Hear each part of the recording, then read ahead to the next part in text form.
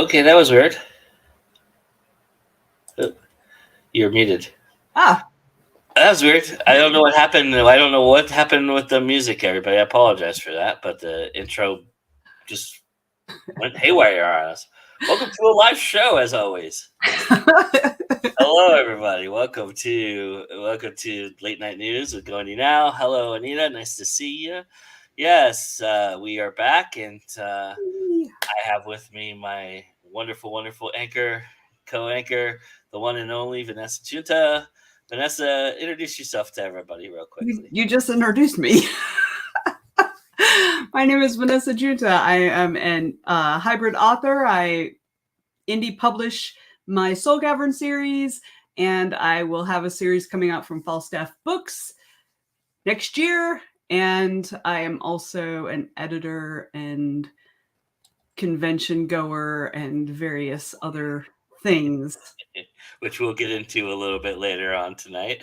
Nice little, foray there. It's a little foreshadowing. Yeah, nice. That's awesome. I think something's going on with StreamYard and YouTube because it's all haywire on my end for a little bit. But hopefully we can get through this and nothing goes too crazy. But welcome everybody, and yeah, it's Late Night News, and I'm super excited. We've got a great show for you, and we've got a packed show. Really about one story that's going to pack the show, but it is quite an extensive story, so let's not waste any time and just go right to it. This is our top story, so welcome. Carol's here. Hello, Carol. Welcome, Carol. But our top story tonight is, of course, the pending verdict and trial that just happened over the last 3 weeks. The Department of Justice filed a lawsuit against Penguin Random House, who is trying to spend $2.2 billion to acquire Simon and Schuster. And so we're going to talk about it from an indie angle because a lot of things came out of this. It was very interesting, but just to give some people some background on the actual what is going on, in November of 2021, the Department of Justice sued to block the merger between Penguin Random House, the world's largest book publisher, and its rival Simon & Schuster, the fourth largest U.S. book publisher. If allowed to proceed, the merger would create a publishing behemoth with revenue twice that of its next closest competitor, according to the DOJ's complaint. The trial began on August 1st and just concluded about 4 days ago. And it featured some testimony from Stephen King, which we'll get into a little bit later on in this talking points. But it focused on the downstream effects, and they downgraded it from monopoly to monopsony. Thank you. Power. But it's not downgraded. It's like the opposite of a monopoly. Right, exactly. So. There you go. In a market situation in which there is only one buyer, the DOJ asserts that the merger between two publishers will create a company with an outsized influence over who and what is published and how much authors get paid for their work. And there's a lot to that we'll get into. And basically, the DOJ states that reduced competition will enable the merged firm to pay less and extract more from authors, which, of course, Random House has disputed exponentially. So a lot of this comes from a lot of things came out of this trial that had to come out of it, which are numbers that I'm sure nobody in the book publishing industry wanted anybody else to see, but it had to Mhm. happen because it's all evidence and kind of out there. And one of those things was that uh, the number of copies of bestsellers sold rose nearly 30% from 2017 to 2019, while all other book sales fell by 16%. Yep. The number of mid-list titles, books with modest print runs and sales expectations, is greatly diminished, which means that there's fewer books of quality or potential fewer bestsellers, which have a chance to be published and read. According to the Justice Department, Penguin Random House argued that the potential acquisition of Simon and Schuster will provide a counterweight to Amazon's alleged buying power. This is their angle. They are trying to blame this on the Zon, which we do quite often here, but Mm. in this case, the Zon is kind of blameless at this point. I mean, And but this next part you're getting to is really interesting, I think. absolutely, yeah. And so it says that internal documents tell a different story. That Penguin Random House actually plans to embrace Amazon even more closely after the merger. Publishers are necessity gatekeepers. They can keep they can accept only as many manuscripts or writers as they can afford to publish or sell. They are limited by their competition because there are only so many books that may be published and purchased. Today, there are roughly 2.5 books sold per person in the United States every year, which is very interesting. And among those, what was going around Twitter was this a lot of people have seen this probably on Twitter and Facebook Mhm. about how the average book doesn't sell more than 12 copies. As you can see here, somebody astutely broke this down on Twitter and actually, gave true data to this, um, Mhm. which, as you see, collectively 45,571 unique titles appeared for these publishers in their frontlist sales data over a 52 week period. We should mention that, which ended in August, by the way. Um, but you can see the percentages there that less than 0.4% of 163 books sold 100,000 copies or more. 0.7% only of 320 books sold between 50 and 99,999 copies, and on and on. You can see how it goes. And the bottom numbers are the ones that indies are pointing to the most. I've seen a lot of indies, Mhm. especially that 51% one down there where 23,000 of the books sold between 12 and 999 copies. Now, to be Yeah. fair to these numbers, I wanted to be very fair because these numbers reflect a certain period of time that were tracked, and what these numbers don't cover is the various editions consolidated. So this is per ISBN. So Right. basically, when a brand new ISBN comes out, that's when this number is counted. So there could probably be some repeat titles in there, some reissues, some abridged versions. This also does not count audiobooks or ebooks. Mhm. So this is just purely Right. paperbacks and hardbooks that have ISBNs to them, and they have ISBNs. So there's a lot of books that don't have ISBNs, which obviously would skew this idea a little bit too for Well, indies. print books have to have ISBNs, Right, but correct. Yeah, ebooks you're right. don't.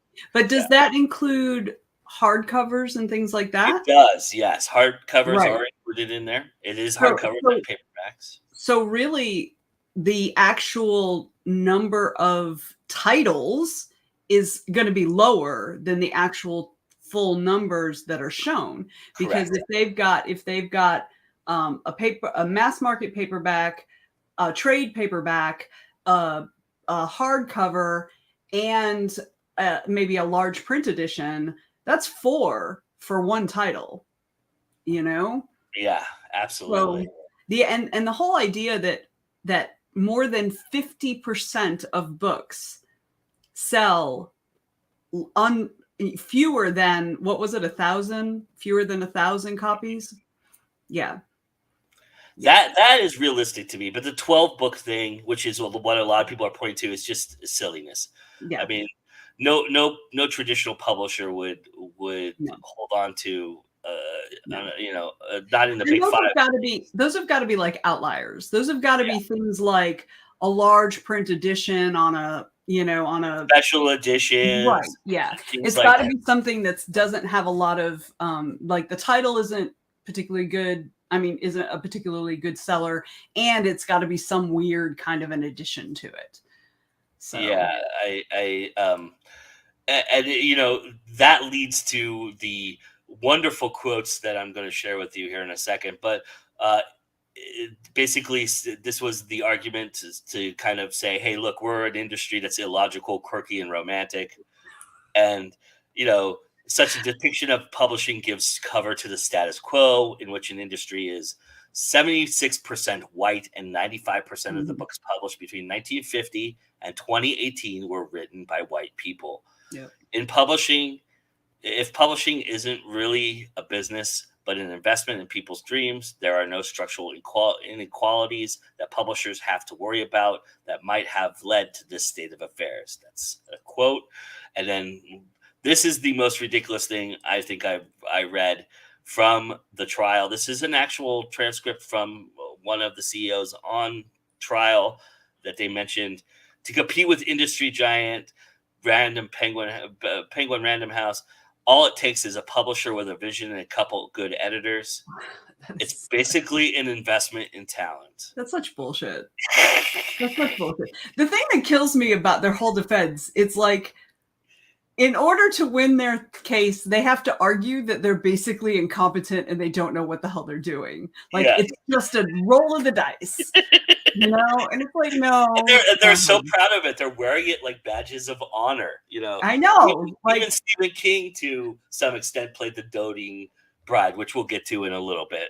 But yeah, we've got some really great comments here. So I want to jump in before we get to the second segment of this, which is what I just led into, which is the demographic idea of this, which is absolutely atrocious, but and totally right on. But Anita Stewart says YouTube has had recent update. I think it messed with stuff. Yeah, that makes sense because that was not fun. And then Rebecca and Regine are here. Hi guys, nice to see you. And then Carol says, gee, I wonder if any of those sales figures had to do with the amount of money they spend on marketing and publicity for Midlist. Yes, that came up in the trial, too. Yeah. Came up in the trial. Yeah. And Zon's buying power. Zon isn't a publishing house, though. They buy from printers. Yes. And it didn't occur to trad publishers that Amazon grew in power because they drove away authors. EPUB and audiobooks as well. And the Random House said they do keep those authors because they hope to get another book the next year up to sales of both books. Yeah, that makes sense. But I think that 12 thing is a misnomer. It's an anomaly that there was some kind of misprint or outlier. It's definitely outlier. Yeah, I think that less than 1,000 is much more viable, especially for a Midwest title or a brand new author. Yeah. I think that is more of probably the bar and the true median, if you will, of the scale. And also the reason they gave it the name Random, because what books? Yes, this is something that they mentioned 1,000 times in their trial. This was something that the CEO was like screaming at the top of his lungs oftentimes. Dude, step off, man. Yeah. Okay. All right. So the second part of this is a really interesting thing for me. This was something from an article which I will post the link to at the end of this, that so everybody can go read. I'm not going to go verbatim through it, even though I pretty much copied the whole article here. But it's the LGBTQ community talking about their concern with this, and they're right on. And this article quoted two specific representatives, which is Rebecca Potus, a senior agent based in Boston for the Reese Literary Agency. She specializes in representations of BIPOC authors. Her career covers more than a decade of shepherding prestigious queer books. And her quote is fantastic. And she says, what we ultimately have going for us when negotiating bids is competition between imprints and publishers. And so you can see why less competition in the industry is dangerous. Beyond diminished competition, POTUS also fears that the combined power of the merger with the recent political assaults on queer rights, including attempts to ban books from schools and libraries, will create a synergy that helps the far right's intended purpose of gutting the market for queer stories. So that's the little bit of the politics that Yeah, Campo into. And especially if you look at Simon and Schuster, Simon and Schuster is a conservative publisher. They wanted to publish Milo, for Christ's sake. So like I think there's also a fear of that bleeding over into Penguin Random House, Yeah, that was brought up in this article. Oh yeah. And also, I'm sorry, I'm just like jumping in here. Yeah, but also like and the Penguin Random House people are like, oh no, when we put them together, they will, benefit each other. And it's like, that's not how corporations work. We've been around for a minute. We know how corporations work. That's not how it works. What's going to happen is the one that has the stronger C-suite, the stronger executives and stuff, they're going to be the ones who, put the pressure and influence the outcome. It's not going to be that, oh, we're going to have both sides of this. That's not how y'all work. That's not how any of this works. So yeah, that might be one of those. It sold only 12 books. I agree.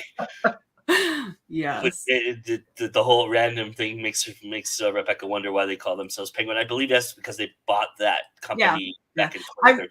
I so wanted them to call themselves Random Penguin House. That is the thing about. I was so disappointed when they didn't go with that. So yeah. So I mean, Q BIPOC authors already frequently accept increasingly substandard publishing contracts, says POTUS. Publishers will demand 4 or 5-way splits on payments, scoop up all the possible sub-rights, and offer unlivable advances, for instance, just for an author to be able to place their books on the shelves. Which is something that Stephen King brought up very much in his testimony, talking about how he's a self-employed author, and like he introduced himself as a freelance writer. Yes. What that means is he has enough money that it doesn't matter if any of the publishing companies pick him up. Right. Yeah, and he could walk into Barnes and Noble with a stack of books and then put it on the shelf. So, but throughout the trial, witnesses from the publishing industry have referred to independent presses as farm teams, and that's the next aspect of this. And then we'll get into that, and because Stephen King is involved in that. But I wanted to finish up the LGBT aspect of this thing, and there was another great quote in there, and it was talking about how the narrowing of the scope of choicing is going to not just affect, BIPOC and LGBTQ authors, but it's going to affect indies in an aspect of an avenue where they can't write certain things because they're going to have to write to market to get to this to get to this level, which is something that Stephen King brought up, which is the stupid quote that I picked up from Stephen King, which is, there comes a point where if you're fortunate, you can stop following your bank account and start following your heart. Not a whole lot of us get there. Right. That's the pie in the sky, though, right? That's what we all strive for, I think. Right. But I mean, the whole idea is I have to imagine at some point he was a boy who had a story in his head and he just wanted to write a story and he put it out there. Kind of explains the middle of his career a little bit to me. Also the fact that he was completely coked up. That too, probably, yeah. Rebecca says she does not approve of my realistic thinking. I want a much funnier reason for Penguin. Penguin would have been awesome. They missed the mark. Right?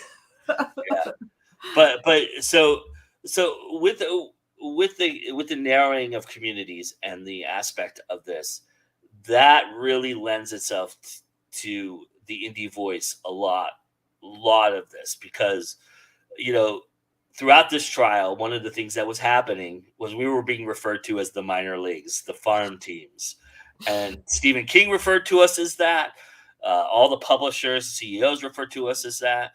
And the DOJ, instead of taking that ball and running with it, went the opposite direction and said, well, we're not talking about the farm teams. We're talking about the major leagues. So they even acknowledged that we were farm teams, Coke, that's what's been missing from my writing career. Random Penguins is my new band name. Yes, absolutely. So in that respect, we were referred to that in a memo apparently that was nobody can find anymore by the late Caroline Reedy, maybe it's Reedy, who was president and CEO of Simon Schuster until 2020. She passed away last year. This phrase resurfaced several times in this idea, or we were also called feeder teams, which is hilarious. But I contend that that's actually a compliment. And I will say, because for me, being a big baseball guy in my life, you might want to explain what that is to people who are absolutely. not. So a farm team, so in baseball, they have levels of competition in which they draft kids, they bring in people, and there's the major league team, which is the teams that we all know about: the Atlanta Braves, the San Francisco Giants, the New York Yankees. They all have what's called a farm system, which is different levels of baseball being played underneath them. They have a AAA, AA, single A. That's called their farm system. It's the system that feeds the major league team. So when they have a superstar that they're grooming that is not ready yet because they're 19 or 20 and don't know how to handle big time, pressure, they use these as opportunities to give them real life experience, but get them groomed to go up and play in the major leagues. And that's basically what a farm team is. And so my contention is, because I am a baseball guy, I have a minor league team nearby where I live. I love going to those games because they're a lot more fun.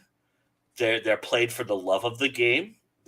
These guys don't make enough money to make like some of them have advances that pay for that and they can just play baseball. But most of the people who play on these farm teams are going to be there for the rest of their life, and they do it for the love of the game because they have other jobs, like they're insurance agents during the day or something, and they just play because they can play, and it's a good thing to do. It's something they love to do. So I think that explains us pretty well, actually. I think a lot of us do it for the love of the game. I mean, we all want to make money at it.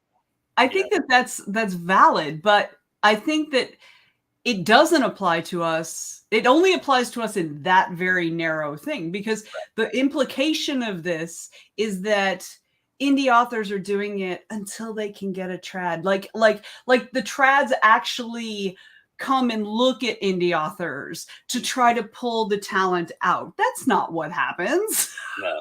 The only reason indie authors even show up on their radar is when they shoot up to the top of the list and they get lots of publicity. That's the only reason they pay any attention. They don't farm indies. That's 1% of 1%, basically. Right. And they don't farm indies. That's not how that works at all. Yeah. So I think it's very misleading for them to call it that. And it's also kind of demeaning because it kind of relegates indies to we're not part of the traditional publishing machine. We are separate. Maybe it's never too late to develop a Coke habit. Right. I mean, come on. But yeah, I agree with you. And I think that's the whole idea, is that's what they're trying to accomplish here. Mm-hmm. But the funny thing is during a lot of this trial, they were contradicting themselves in saying, well, we had to do this because indies were starting to embrace Amazon, and Amazon changed the game for us. Now Book Talk is doing the same thing. And so we had to get in front of it because they had to basically admit that we're making a dent in their progress. Yes. And which I know hurt deeply for them to say anything about that. So, Anita says, I know a lot of authors that started indie, Yes. went trad, and came back to indie. Yeah. Yes. I also know a lot of trad authors that have segments of their business as indie as well. Yeah. You know, I think it's much more useful to be a hybrid author because you can use the trad side for the distribution and to get your name out, and then you can make your money on the indie side. So then that brings in Mr. King, who was the big star witness, and the Justice Department brought him in, and he also said it becomes tougher and tougher for writers to find enough money to live on. He noted that even when more publishers were active, when he was a fledgling author, he received a combined $10,000 in advances for his first books, including Carrie and The Shining. Wow. King said that was back in what, the 70s, 80s. Yeah, that would have been the early 70s. Yeah, 10,000 is not too bad for the early 70s. Yeah. Yeah. Right. King said that many authors are forced to make a living based on their advances from independent publishers, which he likened to the minor leagues for writers as they compete for shelf space with works from major publishers. Yeah. He added that he has had smaller independent firms publish some of his works because he could afford to do it. He didn't need to take money. Yeah. I think it's kind of hilarious that he thinks that independent publishers give advances. I think that's pretty hilarious. I just think it's funny that he finds his soul in indie, but his job is to publish whatever trad is asking of him to publish, right? Well, I don't know. I think Stephen King is in that enviable position the same way like Neil Gaiman is and Noel Roberts, that they can write whatever they want at this point in their lives. And, good on them because they've earned it. Like they've definitely made their bones. But yeah. I find it interesting that Stephen King would talk about what indie publishers give people who are not Stephen King. You know what I mean? It's like, don't get me wrong. I love me some Uncle Steve, but come on, man. And apparently the judge had an envious love for King, and she often was like, "Oh, Mr. King, you're so funny." There was some little flirting going on apparently, but awesome. At one point she even mentioned she goes, "We all know who he is," and he asked, "Am I done?" when the testimony concluded after the lawyers from Penguin Random House declined to cross-examine him. I thought that was interesting that they chose not to cross-examine him. I thought that was really interesting. Yes, and it went unchallenged, and so now the lawsuit has been officially heard. Mm-hmm. There will be a verdict rendered soon, but no doubt it will meet appeals. And this is where Venessa and I had a little bit of a conversation earlier today about this, and so we're going to get into it a little bit here too. This is where I contend this is where this ends. But Venessa made some really compelling points, which I'm sure she's going to make here right now. But I believe that no matter what the verdict is, if the verdict's good for Penguin Random House, I want to call them Random Penguin House now. That's what they should be called. But I wonder what they're going to do. Are they going to be Random Penguin House Schuster?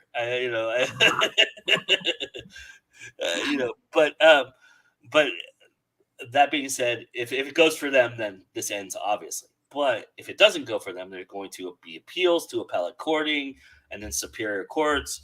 And I think they're going to force it to try and get it all the way to the Supreme Court. Although it is a lawsuit, so I don't know if the Supreme Court hears lawsuits anymore. I think they only hear judgment. I don't know. I don't know either. I don't know. But the whole idea is to get to a court in which favors their appeal, right? And their conservative lean. And they won't stop because they got enough money to not stop to push it, right? So yeah. Random Penguin Shoe. Awesome. That's my favorites. That is awesome for sure. And so so with that being said, I think that this is all moot. But the really great thing about this is it brought a lot to light, and it brought a lot of things that I think indies need to hear. because Mhm.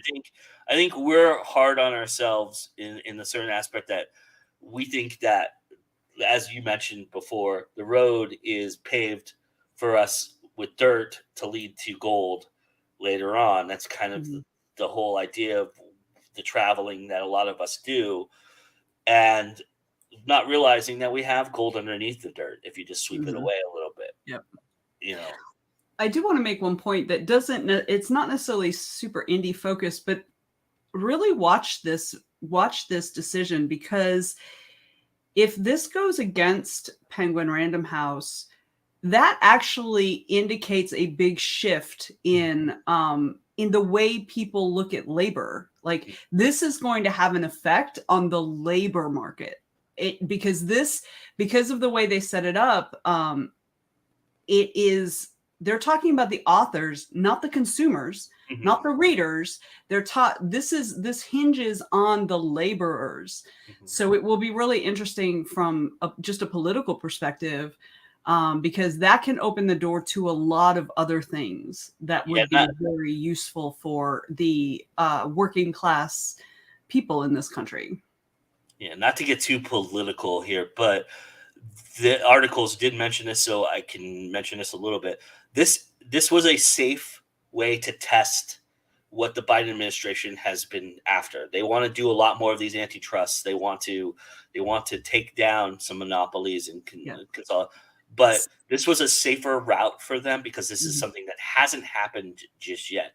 Taking down businesses that have already established their monopolies or established it is going to be a lot tougher road for them, Mhm. and so they wanted to take this on and make this the first test case. This is really a test case for their agenda and what they plan to do. And I agree. especially if he gets reelected 4 years, this is going to be something that they're going to really hammer home in Yeah. the second term. 'Cause So yeah, and it'll be interesting because, the Zon has their fingers in lots of pies, yes. from obviously books to prescription drugs to just all kinds of other things. So it'll be really interesting in the long run. You brought up a good point with when we were talking earlier. Do you want to mention the idea of this is a great opportunity for somebody indie to kind of step up and Yeah, what I'd really love to see, because really what trad publishing's strength is their distribution, right? That's their strength. That's really the only thing indies don't have a grasp on. We've got awesome editors, we've got amazing cover artists, we've got all that. The only thing we don't have is a really effective distribution model. I would love to have a company that is all about indie distribution. And we talked a little bit about draft to digital and stuff. I don't know that would fill that space. I right? think I think what I would love is to have a company that does kind of what Ingram does, but it is indie focused. Right. That would be amazing. Kind of like what Bookshop and IndieBound Yeah. have done for the bookstore. Yes, exactly like that. Exactly like the way Bookshop works for indie bookstores. Yeah, Um, and I think that's a great thing, and I think part of the reason why Draft to Digital is not going after that is because they don't want to. That's part of they yeah, have a right, different agenda, of and course. and I think that's their thing and Yeah. whatever. It Although would be great because they they do are have moving into the arm, but yeah, they are moving into print books though. So yeah, it's not out of the question that it might be on the agenda for some time in the future. But yeah. I totally understand them not trying to take that on now. You can't spread yourself too thin, especially with the fact that they're trying to integrate Smashwords with Draft to Digital and get everything done. I wouldn't expect something There's like that to be there's in the got to be a cards. smart way to do this. You can't just jump in and take on the Zon as much as you want to, as much as we all want to. Yeah. You just can't.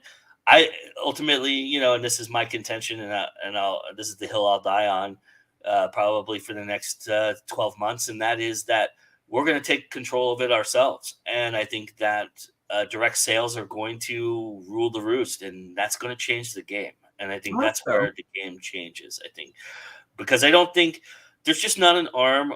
There's just not an arm that can handle what the Zon will throw at them ultimately. And I think that's the problem. I think the Zon is just too big at this point. Well, what I'm talking about doesn't actually have anything to do with Amazon. It has much more to do with getting into places places that indie authors historically either can't get into or have a lot of trouble getting into.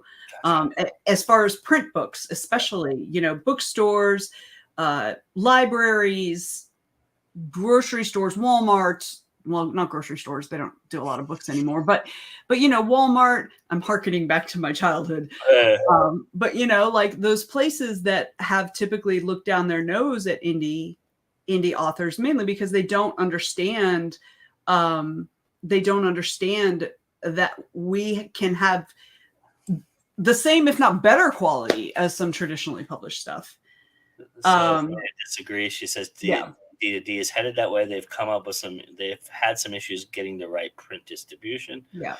The thing about it, especially for you, Anita, is what we're talking about is American driven focus. And I think globally, if somebody was to come up with a plan globally to fix that, I think that would change the game entirely. That's why I mean something that's more like Ingram, but just for indie authors. So I agree, Rebecca, like entirely. It's just the way I go. Sorry. I hold on to something. I'm a little stubborn in that respect, I guess. But yeah, so that's it in a nutshell. I mean, there's so much more to this. There's so many nuances. I really highly recommend when I post the link to that LGBTQ article, you read that thoroughly because I think there's so much. I think there was so much I was smiling about and so much I was like, oh my God, that's so right on. Yeah, and there's so much that I'm angry about. Yeah, it's just like, come on, like that stat about white authors. That was between 1950 and 2018 or something like that. And obviously, in the more recent years, we've seen a lot more expansion. For minority voices, which is spot on. But it's like I don't want to roll back. Like I don't want to go backwards. Yeah, and that's the big fear with this is that there's going to be some backwards thinking and narrowing of scope and opportunity. And hey, look, go indie. That's how I look at it. And if you are going to go indie and you need some help with your marketing aspect of it, luckily for you, we have a wonderful tip for you. And if you're a newsletter person and you really rely on your newsletter, this tip is going to really be super important. Hopefully the sound plays on it because that would suck. But anyway, here you go. Here's CL Cannon with our monthly marketing tip. And then we'll be back to talk about DragonCon and I've got some news from Park City as well. So we'll talk a little bit about that. And then we'll also talk about my favorite thing in the world, which is what I write, crime fiction. So all that's coming up right after this. Hey guys, CL Cannon here from Fiction Atlas Press, bringing you another monthly marketing tip. Today I want to talk to you about your newsletter and specifically your welcome email, the email that you're going to be sending when a new subscriber joins your list, the do's and the don'ts of a welcome email.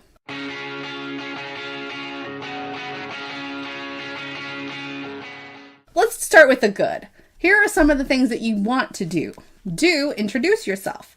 I like to put a picture of myself. If you don't feel comfortable using a picture, you can use your logo. I like to tell a little bit about me, some of the things I like, some of the fandoms that I'm into, what I like to write, just something that infuses your personality into your email so that your readers can get to know you. The next do remind them of how they got here. If they signed up on your newsletter sign up form on your website, if they joined through a builder or like a giveaway, did they come through book funnel? How did they get there on your list? Some people sign up for so many things or through giveaways with multiple authors and they're like, hey, I didn't sign up for this. And you want to make sure that you let them know where they signed up, how they signed up, and what you're going to offer. And that's the next do. Do let them know what to expect from your newsletters. I like to tell them how often I send newsletters, what I put in them, like the games, the giveaways. I do monthly polls. I tell them what I'm reading. So I like to give them a little taste of, what to expect from me when they get a regular monthly newsletter. The next do that I have is do highlight your new release or your series starter or your pre-order. You can actually do all three of those if you want to. I usually like to put my newest release, anything I have on pre-order, and if I had a series going, I would have the first book somewhere in there. But I like to let them know, get a taste of what kind of genres I write, and have just like a few selections of things that they can check out by you. This is not done in like a buy this, buy this, buy this. This is just like, here's a section on what I have to offer. These are some of my newest books. You can check them out if you want to. And there's a buy link, but it's not overly advertising, new car salesman-y. The next do is do direct them to your social media and or your reader group. It's great to have someone on your newsletter list, but it's even better to have them following you everywhere. So I like to put all of my social media into little icons so they can easily find them. And then I also, at the bottom of my welcome email, I have a place really big at the bottom. It's actually at the bottom of every one of my emails that I send. It has my reader group. This is what I do in my reader group. There's special things going on in there. It's exclusive. So if you want to join, here it is. You have to make it appealing so they want to go there and they want to interact with you on social media. The last do I have for you is do dangle a carrot. So by dangling a carrot, what I mean is do offer them something for signing up to your list. I like to do a free short story. It doesn't have to be a short story or even a full novel. It doesn't have to be an ebook at all. You can do a free map download, printable bookmarks, character art, anything that you can give them that's an extra incentive to check out some stuff by you, and that makes them feel like they're receiving value, because that is one of the biggest reasons that people will unsubscribe from a newsletter, is because they don't feel like they're receiving anything valuable. A lot of authors will just go ahead and include it in their first welcome email. I do not do that, because this is where I separate the freebie seekers from the people who are actually going to engage on my list. So what I do at the bottom is I have a little section that's like, thanks for reading this email. I'd really like to learn more about you. If you tell me something about you. Tell me what your favorite book is, what your favorite genre is, what your favorite TV show is. Tell me what you're reading right now. Just tell me something about you. And by replying to this email, and if you reply to this email and tell me that, I will give you a free short story. And what this does is it helps train their email inbox to recognize that you are someone important because they replied to the email. This makes it less likely that you'll go into spam when you send your next email. And it's a really good way to get to know your readers. I have had all kinds of really great conversations with people that have replied to my email. And they go on to check out more of my stuff because I build that rapport with them. Okay, enough with the do's. Let's talk about the don'ts. Don't send an email with only text. I actually saw someone do this week. I'm not going to name names, but I saw someone just send a welcome email and all it was text. And it doesn't tell me anything about this author. It asked for the readers to follow them on social media, but there were no links to their social media anywhere. From a marketing perspective, it's just not achieving anything. It's not going to give you any good results.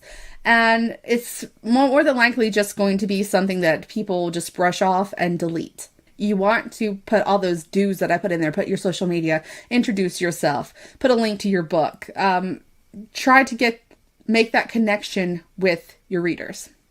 Another don't, and this is a big no-no for any email that you send as a newsletter, don't hide your unsubscribe link. If that person does not want to be there, hiding the unsubscribe link just means that they're going to mark your email as spam, which is even worse. You don't want people on your list that don't actually want to be there. So I usually make the unsubscribe link, right there. There it is in the bottom. You can unsubscribe. You can update your preferences, which is something I do that helps retain my subscribers instead of hearing from me every time that I send an email. I have a choice where they can just only get new release emails from me.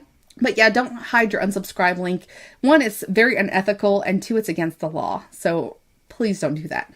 The next don't is don't talk like a used car salesman.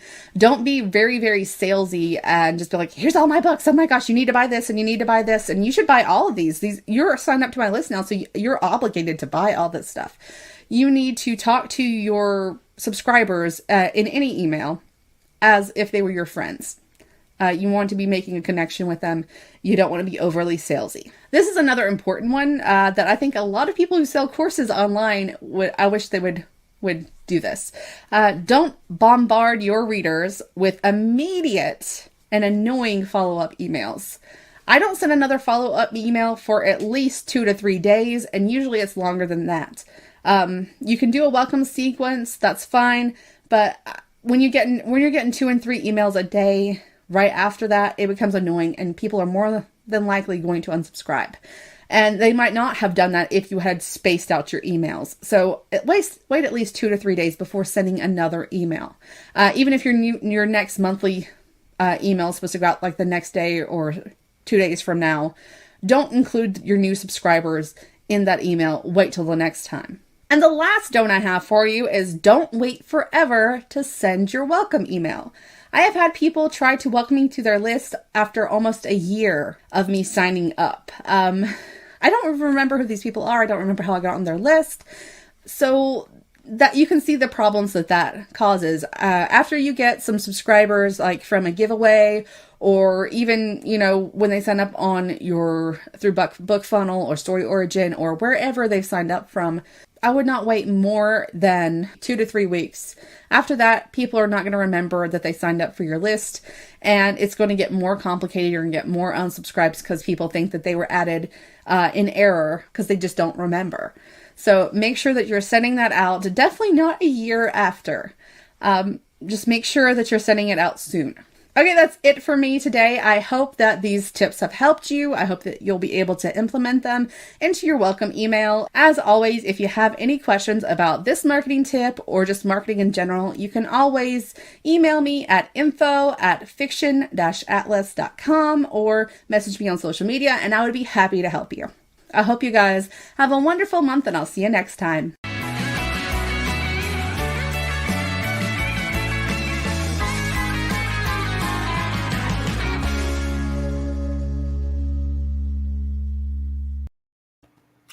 Yeah, as always. Yeah, it's great. I love her stuff so much. Well, thank you to CL Cannon, as always, for that. Yes, this comment cracked me up. But yes, that is not what she meant by Dankly the Kid. But no, that was great. Reminds me that I have some people I have to welcome in 3 years after creating my new newsletter, but no, just kidding. Don't let her hear you say that. You're in big trouble. But no, that was great. Thank you so much, Courtney, for doing that as always, and we appreciate it. And she'll be back next month with another great tip, I'm sure. And so moving forward for us, Venessa experienced the return of DragonCon for the most part. I mean, 2021 it came back. About a dragon. Yeah, look at that, everybody. Joe was laughing at me because I was trying to put him on my head, and I just couldn't get him to stay on my head. But yeah, it returned in full force. Well, in regaled full force. Almost full force. Yeah. I mean, the cap of 65,000, which is just simply ridiculous to think of that's the cap, but yeah, I mean, 2021 it was really scaled back, and then this one. So this year was our 35th year. Wow. DragonCon is 35 years old this year, and in 2019, in the before times, we had almost 90,000 people. We had something like 86,000 people, and of course, 2020 we were virtual. And then 2022, they put a limit of 40,000 people, which was amazing. I've been doing DragonCon since 2010, and that and DragonCon was about 40,000 when I started, and I remember being, oh my god, this is so too many people. Oh my god, I hate this. But let me tell you, in 2021, I was just like, this is great. There's only 40,000 people. So you've got to head dragons, go see the nurse. I don't get that, so I don't get any points, but I'll be interested to find out what that is. So DragonCon was created by the fans for the fans. So it is, there are some DragonCon employees, but most people are volunteers. Yeah. We have celebrities from TV shows, we have comic book illustrators, we have voice actors, game developers, obviously authors, podcasters, all kinds of people. We have, I think, 35 different programming tracks. I think it's 35, somewhere in there. A lot. I personally am on the writer's track. Surprise. I am second to the director for the writer's track. So basically, that's a fancy way of saying assistant director. But we have lots of stuff that's really great for authors. In addition to the writer's track, there are other literature tracks. So there's like the urban fantasy track and the fantasy track, the sci-fi track. You know, there are all these different tracks, and they all will also have panels that are useful for writers. There are also different kind of gatherings, like the fantasy track this year. I think it was the second year they've done this. They had something called the Fantasy Gather, which was basically a little author's alley for a night, where you could go in and you could talk to the authors and you could buy their books and get them signed and stuff, which was really cool. I'm going to see if I can get in that next year. So yeah, and so on the writer's track, we had lots of really cool panels. We had a panel on the business of writing. We had a couple different panels about doing social media and stuff. We had an indie versus traditional, which I don't like the naming of that because it makes it sound like they're, you know, in opposition, but no, they're tools that authors can use, right?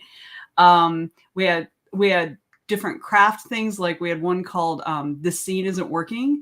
And it was really about how to either fix it or figure out what's wrong or decide whether to dump it or whatever. It was a really good panel. I took a lot of notes. I was moderating it and I still took a lot of notes. We had a panel on getting started. You know, if you're just like, oh, I want to be a writer, but you just don't even know what you don't know, right? So we had a really good panel for that. One other thing we offer on the writer's track are mentoring sessions, which are probably one of my favorite things that we offer, because you can get a 15-minute slot with a guest and just sit and talk about whatever you need to talk about. We often have editors or agents and things like that. We have lots of authors, we have indie authors and traditionally published authors. And so if you have questions, if you want guidance or whatever, you have 15 minutes of their time to just sit and ask them whatever, big questions you have about publishing or marketing or whatever. So that's a little bit about how it goes. How was the turnout for the panels? Was it pretty consistent throughout, or were there certain ones that had more than others? Or certainly there were, like, we had Jim Butcher in our room. Whenever we have Jim Butcher in our room, we always have to start a line. Yeah. Although this year I did something a little different. Usually we clear the room and then do the line. But what I did is I left the people who wanted to stay from the previous panel, I let them stay in the room. And the reason I did that is because many of the people who come to see Jim Butcher on the writer's track are not writers. They're Jim Butcher fans. Right. Which is fine. But I wanted to make sure we had seats, we had writer seats and the writer butts in the chairs. Yeah. But for the most part, most of our panels were very well attended. We do room counts on everyone, and sometimes there's only like 20 or 25 people in there. But I think the average was probably between 50 and 60 not in each panel, but I think it averaged out to about that. Yeah. Yeah, for a con that has 65,000 people, you got 1% of that. That's pretty good. Yeah. Hey. Yeah, that's pretty good. So I don't math, so I'm going to take it. I did it for you, so don't worry about it. But yeah, I equate. Okay, so I went in 2019. Mhm. And I went specifically to check out the film festival, which was a huge mistake. Um, I should have just dawned onto the writer's track and just gone with it because And Nettles you and I would have Nettles had met so encouraged much me twice sooner. to do that. I mean, when I was there, that was before I had actually ever met Jim. But he was very much into like, hey, you should come here and do this and do this. You should check out this. And I'm like, I'm here for the film festivals. So you and I would have met so much sooner. Yes, yeah. Yeah, and especially I should have done the Weston Bar for sure. Yes. So yeah, so if you do go to DragonCon, if you're watching and you do go to DragonCon, the Weston Bar is where the authors hang out in the evenings. So if you want to go schmooze with authors, and I mean you can find people, Jonathan Mayberry. I don't often see Jim Butcher there. Don't often see him there. But like, like all the way, from the, Kevin J. Anderson, like from the top all the way, everybody at least gives some FaceTime to the Weston Bar. Yeah. There's some of us that hang out a little more than that. Although I didn't this year. Actually, I didn't make it to the Weston Bar at all this year. I just didn't have it in me. It was a weird con for me. If I wasn't in my track room, I was in my hotel room. I didn't go party. Like all my friends that are like all my non-writer friends that I usually hang out with at DragonCon at least some point during the weekend, I was like, y'all, unless you're going to come over to my room, I'm not going to see you this weekend. I just didn't. It wasn't that I didn't want to be at the place with the people. I didn't want to deal with all the people I had to go through to get from where I was to the place with the people. That's the thing, right? That's the interesting thing that happens. And I want to mention what Carol mentioned here, equated to DragonCon in my experience. But I will say that it's adult Disneyland, and if you like Disneyland, you need to go to DragonCon because it goes all night long. It doesn't stop. Once it starts, it goes all the way through. It doesn't. I made to a 3 a.m. on, I think it was like the Saturday night. I made to 3 a.m. and I was done. But yeah, they've got raves that start at 3 a.m. Yeah. So yeah, it's fun. If you're a nerd, I recommend going at least once because I mean, you may find that it's too big for you, and that's completely understandable. Yeah. But if you're a nerd, you should go at least once. It's kind of like, I don't want to equate it to any kind of religious thing, but it's like our pilgrimage, right? Yeah. It's like our Shatner roams the halls. I mean, he comes and hangs out with. He sat down at a D&D game that I was watching. Really? Yeah, he just came and sat down and started playing, and he was like, it was on the floor. It was not even in a room. It was in the middle of the floor, and they just laid out this D&D, and he thought it was very interesting. So William Shatner copped a squat. Yeah, he copped a squat and sat down and played. I'm so glad you said that because literally that is not the type of story I hear about William Shatner or DragonCon. Yeah, I don't think that. I think that because he was William Shatner, he could do that. There was people waiting in line to play the game, so he kind of skirted the line a little bit. But well, of course, but they're going to let any of the guests do that, really. Yeah. But I'm glad to hear that because, like I said, the stories I hear about William Shatner from DragonCon are not always so pleasant. Me too. Yeah. So. Carol mentioned that there was 260,000 attendees at New York Comic Con. That's what DragonCon feels like often. Yeah. Like waiting. You get there a day before. Get your badge early. That's what I highly recommend that because the line gets crazy that first day. I literally out to the street crazy. And this year it was wrapped at one point. It was wrapped around all four sides of the Sheridan. However, our registration is actually really fast. It is. Yeah. Once they start going, you get through it relatively quickly, but it's just the sheer number of people, right? And going from hotel to hotel, you don't ever have to really go outside. You can use the tunnels, but come Saturday afternoon, using those walkways, it's easier to go outside. Yeah, it becomes much easier. Yeah, because I got stuck in one, literally stuck, like it's like a Ferris, being at the top of the Ferris wheel and it not moving, kind of stuck. That happened this year too. Something happened and people got caught in the habit trail between the Marriott and the Hyatt, I think, and it just was stopped for like. Is that the one that has that little like blind corner? Because that's the one I got. That's the one I got stuck in. Was the one that has the little blind corner. So yeah. The good thing about DragonCon though, especially if it feels too big for you, if you find an area like in our little area with the writer's track, it's just this little hallway that just has three track rooms on it. Like, so you don't get all bajillion people. We have the sci-fi track, I think, the fantasy track, and the writer's track, all in just this little place, and we're the only thing on that floor. So you can find like something like that, or you can go to like down in the dungeon of the Hyatt. They've got these tiny little rooms where they show like anime or whatever, their little film things. So you could like kind of go camp out in there for a little while. Yeah, I was going to mention the Hyatt. There's a little spot if you go to all the way to the back. It's because I needed to recharge my batteries and stuff like that, so I had to find a spot. Mm-hmm. And like it's impossible to like don't go to the food court and try and get a table and stuff like that. But so my one suggestion, the one thing I discovered was I went all the way to the further back, and I luckily found this place because I got the tour because I was press. So I got the whole tour before the event, and they showed you everything, and they took you to everywhere. So I thought, well, this is going to be a good spot to remember. So at the very back, there's a little elevator or a little escalator that goes down in the very back of the Hyatt, and it's this underground room that had a bunch of anime. Yeah, that's the tunnel. That's the hallway that connects the downstairs that the writer's track is in with the main downstairs that all the ballrooms are. It's close to there.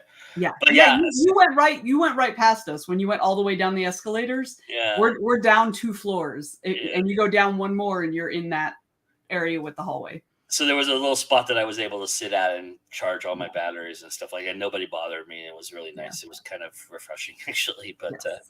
But yeah, it's incredible. I highly recommend the experience if you can get there and do it. And it looks like the future is bright. I mean, they've kind of abandoned the idea of there was talk at one point. I know that Dan had talked a lot about that they were going to hybrid this and kind of do a half virtual, half live.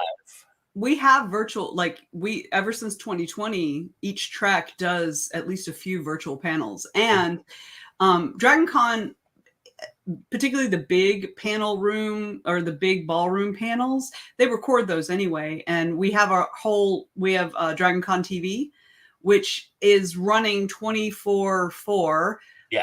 Through all of the TVs. You know how the hotels have their own hotel channel? DragonCon TV takes that over. And so they broadcast all kinds of stuff, fun stuff, silly stuff, and a lot of these panels.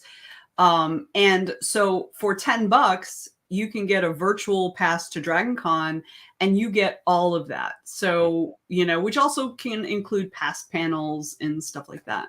So yeah, and so each of the track, I know we did 2 or 3 virtual panels this year. So that's awesome. So yeah, everybody go check out DragonCon. We are way over. Oh shit, we really are. We'll save the stories that we have on the back end for October, because I'm sure October won't be very as crazy as this story. This one story was. Yeah, we can hope. There was also another lawsuit that was going on that. We have a 1 lawsuit limit here at Late Night News, just so everybody knows, because I wasn't going to get into that one as well. Maybe we'll get into that one in October, but it's actually the big four of the big 5 really actually doing something right. And, good for all of us. So yeah, so we, and I'm not sure how much we want to publicize that, but and in October we should have the results of this, so and kind of know where this is going, so we can give a little update. Yeah, so we'll be able to update that, and we'll be back. October 7th is the date, everybody. So mark your calendars and hope you join us then. And it should be a lot of fun. But yeah, we have a lot of great stuff ahead. And Venessa, real quickly, do you want to tell everybody what you're doing on Monday? Yes. So, y'all, Joe made the colossal mistake of giving me my own show.